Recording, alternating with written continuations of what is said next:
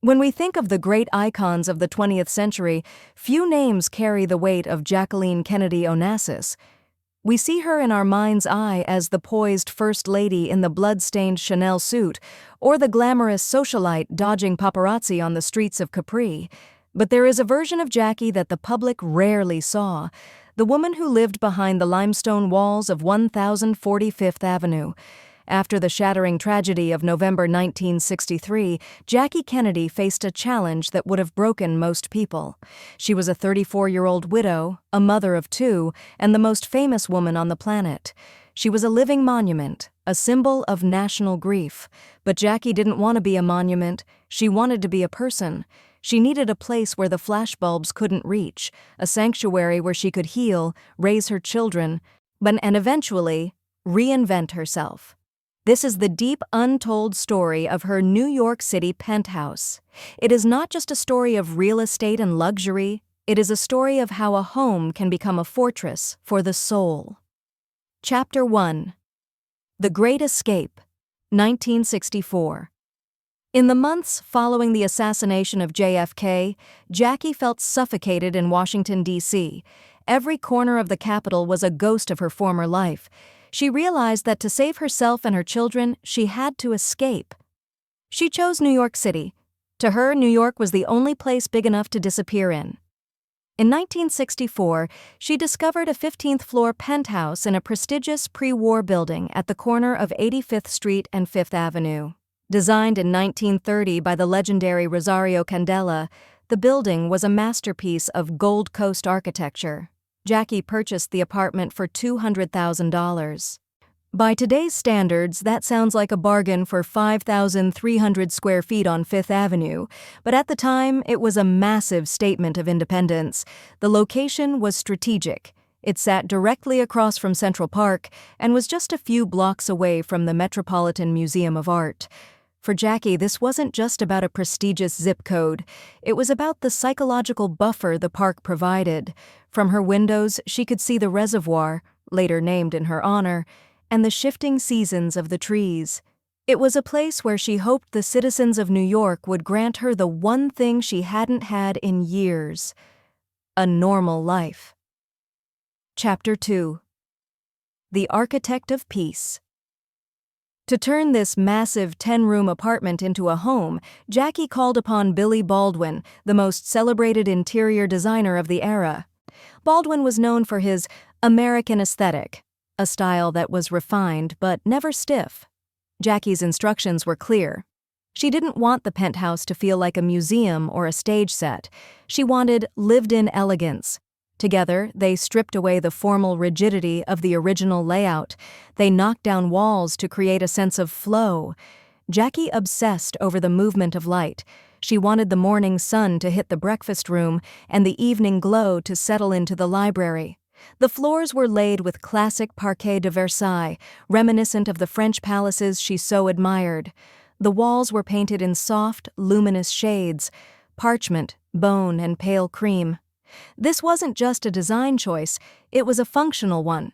Jackie was a prolific collector of art and books, and she wanted her home to serve as a neutral canvas for the treasures she had gathered from around the world. Chapter 3. The Library, a Mind at Work. If the living room was for the public, the library was for Jackie. It was the heart and soul of the apartment. This was the room where the First Lady persona was shed, and the intellectual, the editor, and the seeker emerged. Imagine a room wrapped in the scent of old paper, pipe tobacco from visiting guests, and beeswax polish. The shelves were not decorated with empty trinkets. They were stuffed with thousands of leather-bound volumes. These were books that had been read, underlined, and lived with: history, philosophy, poetry, and art. Jackie's curiosity was boundless. In this room sat her writing desk, a place where she composed thousands of handwritten letters. In later years, and this desk became her command center for her career in publishing. It was here that she edited manuscripts for Doubleday, proving to the world that she was more than just a famous face. She was a woman of formidable intellect. The library was her retreat, a place where she could sink into a velvet armchair and escape the pressures of being Jackie O. Chapter 4. The Gallery of Memories. Jackie's approach to art was deeply personal. She didn't buy art for investment, she bought it for connection. Her walls were a tapestry of global culture. You might see an original Monet or a Renoir hanging in the same room as a simple sketch by one of her children. She had a particular love for the Impressionists, drawn to their obsession with light and the fleeting moments of beauty. But she also collected Greek icons, Egyptian artifacts, and Indian miniatures, reminders of her travels as a world leader and a curious traveler. One of the most touching aspects of the home was how she integrated her past with her present. She didn't turn the apartment into a shrine to the late president, but his presence was there in carefully chosen photographs and mementos. It was a balanced space, one that honored a historic past while firmly embracing a new, independent future. Chapter 5. The Terraces. A Garden in the Clouds. Perhaps the most iconic feature of 1045th Avenue was its wraparound terraces. In the heart of the concrete jungle, Jackie created a secret garden. She was a passionate gardener, a trait she inherited from her childhood summers in East Hampton. High above the roar of Manhattan traffic, she planted pink roses, lavender, and boxwood. She had a particular fondness for flowers that had a wild look to them, nothing too manicured or stiff. The terraces allowed her to feel a connection to the earth. From this vantage point, she became a part of the New York skyline. She would spend her mornings there with a cup of tea, watching the joggers circle the reservoir below. At night, the terrace became a glittering observatory, with the lights of Central Park West sparkling in the distance. It was the only place in the city where she could truly breathe the open air without being followed by a camera lens. Chapter 6. The Salon of the 20th Century. While 1045th Avenue was a sanctuary, it was also a hub of incredible intellectual energy. Jackie was the ultimate hostess, but she loathed the grand party. She preferred intimate dinners of 6 or 8 people. The dining room, centered by a massive, polished mahogany table, hosted some of the greatest minds of the century. Imagine the conversations that took place under the soft glow of her vintage candelabras. You might find the novelist Truman Capote debating art with Andy Warhol. You might see the philosopher Isaiah Berlin talking politics with Robert McNamara. Jackie had a rare gift, the Jackie look. She would lean in, listen with intense focus, and make her guests feel that their ideas were the most important things in the world. She used her home to foster a salon culture where ideas were the primary currency. These gatherings were never about status, they were about the spark of human creativity. Chapter 7. A Mother's Fortress.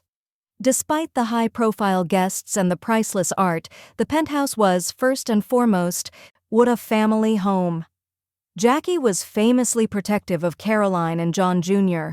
She wanted them to have a childhood that was grounded in reality, despite their extraordinary circumstances. The children's bedrooms were not decorated by Billy Baldwin, they were decorated by the children themselves. They were filled with the chaotic, beautiful signs of life, model airplanes, school projects, and muddy sports gear. Jackie encouraged them to treat the entire 5,000 square feet as their playground. She didn't want them to be afraid of breaking a vase or staining a rug. She taught them that the things in the house were just things, but the memories they created were what mattered. It was within these walls that she gave them the stability they needed to grow into remarkable adults. The apartment was the safe zone where the Kennedy name didn't feel like a burden. Chapter 8. The Evolution and the Dark Story. When people refer to the dark story of Jackie's apartment, they are often talking about the immense weight of tragedy she carried into it. This was the house where she processed the death of her second husband, Aristotle Onassis, and the house where she eventually faced her own final battle with cancer. But to see it only through the lens of darkness is to miss the point. The apartment was a witness to her resilience. It saw her transition from a silent icon into a vocal advocate for historic preservation. It was from this apartment that she led the fight to save Grand Central Terminal from demolition. Her closets were another fascinating part of the story. They held the remnants of her costumes, the couture dresses, and the famous pillbox hats.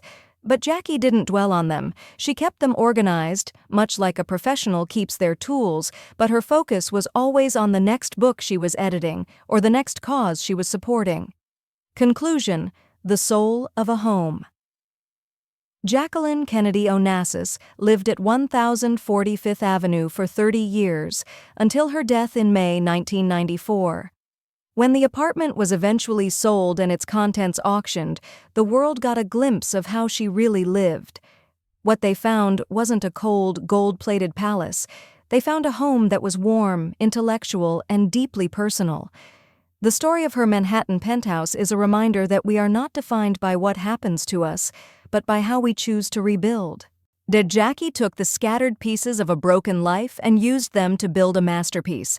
Today, when you walk past 1045th Avenue and look up at the 15th floor, you aren't just looking at a famous building.